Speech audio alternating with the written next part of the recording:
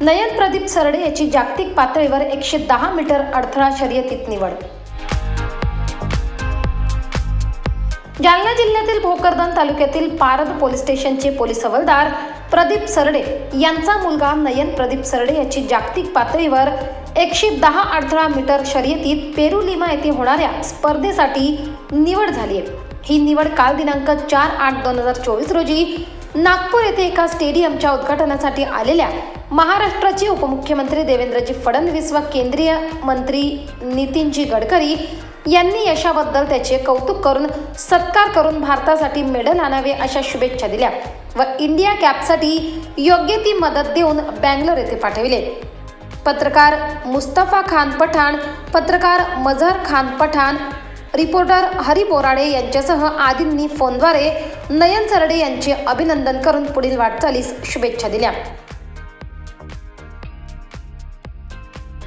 महाराष्ट्र माझा न्यूजसाठी भोकरदन तालुका प्रतिनिधी मजहर खान पठाण, जालना।